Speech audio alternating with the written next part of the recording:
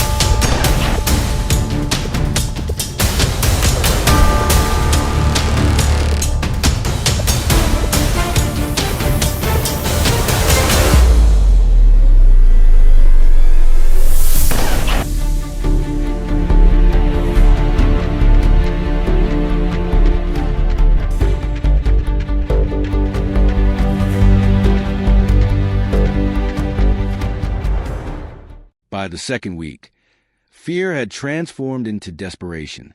Farmers no longer waited for daylight to assess the damage. Many stayed awake through the night, sitting inside tractors or pickup trucks, staring into the darkness beyond their fields. Every sound made their hearts race. Snapping branches, distant grunts, the heavy rhythm of hooves crushing soil. Then one night, it finally happened. A herd appeared under the pale glow of the moon. Not 5, not 10, dozens. Massive silhouettes poured out of the tree line like a living flood. The ground vibrated beneath their weight. They moved with terrifying coordination, spreading out across the field, destroying crops in minutes that had taken months to grow. A farmer fired warning shots into the air. The boars didn't run. Instead, one of the largest turned its head slowly and charged. That moment changed everything. These were no longer animals to scare away. These were monsters that had learned they could dominate the land. From that night on, farmers understood a brutal truth. Coexistence was no longer possible. Emergency calls flooded local authorities. Wildlife control teams were overwhelmed. In many regions, professional hunters were the only line of defense left.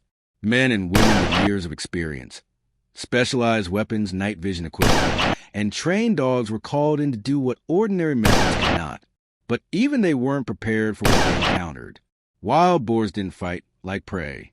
They fought like warriors. When cornered, they charged straight at the threat, tusks lowered, eyes locked on the target. Bullets that would drop a deer instantly barely slowed the largest mammoths. Thick muscle-absorbed impact. Adrenaline drove them forward even after being wounded. Hunting dogs, trained for years, were injured in seconds if they misjudged a charge. Vehicles were dented, rifles jammed under pressure.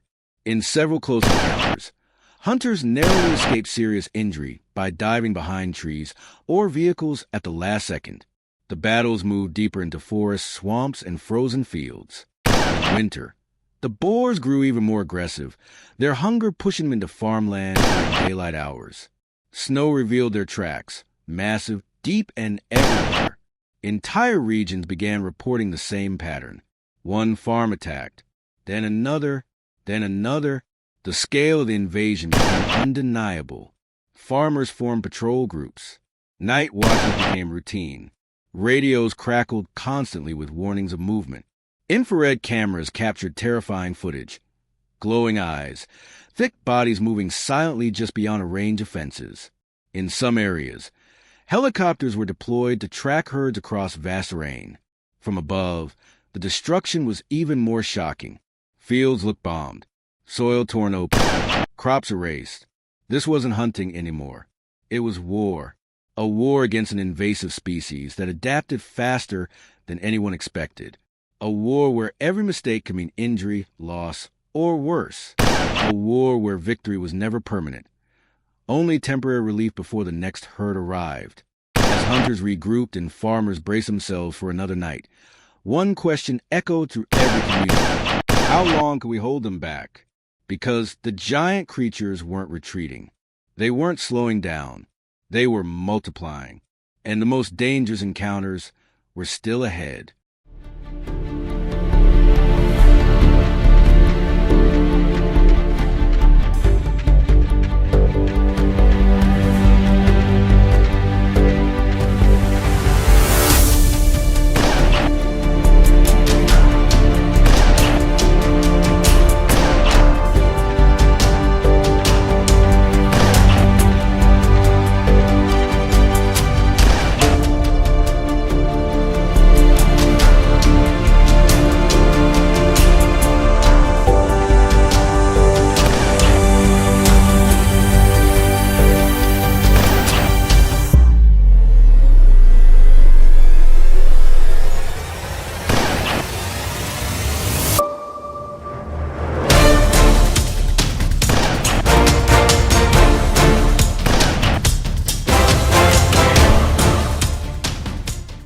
By the time spring arrived, it was no longer a local problem. What began as isolated farm attacks had evolved into a full-scale crisis spreading across entire states. Reports confirmed what farmers already knew in their bones. The wild boar population had exploded beyond control. Each surviving herd meant dozens more within months. Every missed opportunity allowed the invasion to grow stronger. This was the moment when hesitation became a luxury no one could afford. Specialized response teams were formed. Not weekend hunters, professionals, veterans who understood boar behavior, terrain strategy, and the brutal reality of close-quarters encounters. Their missions were clear. Locate the dens, cut off escape routes, and eliminate the most aggressive breeders before they could expand further. But the forest fought back. Boars adapted quickly. They learned patterns. They avoided obvious traps. Some herds shifted movement times, attacking at dawn instead of night. Others split into smaller units, making detection far more difficult. Cameras showed mothers teaching young boars how to move silently, how to scatter when threatened, how to regroup miles away.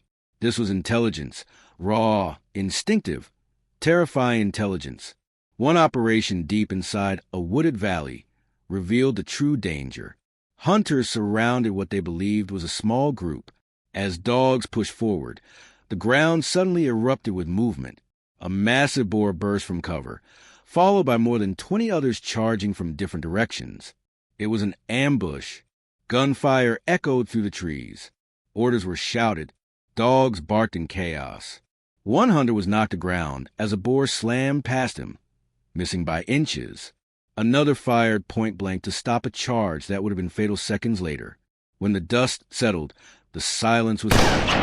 Several boars lay still. Others had escaped, wounded, enraged, and more dangerous than before.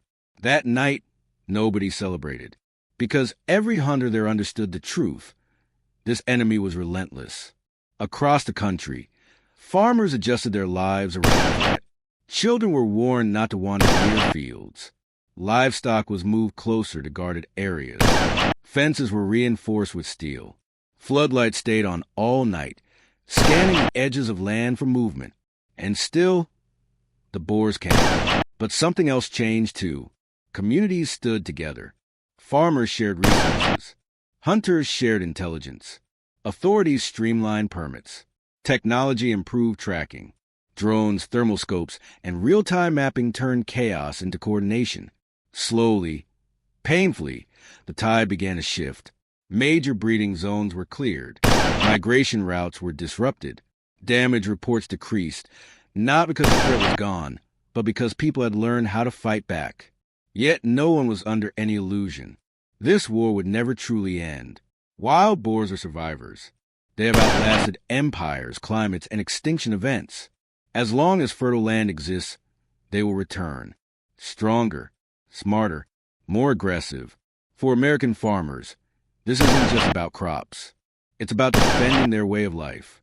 Every night patrol, every tracked footprint, every tent standoff in the dark is part of an ongoing battle between human determination and nature's raw force. And as long as the fields remain worth protecting, the fight will continue. Because on this land, surrender is not an option.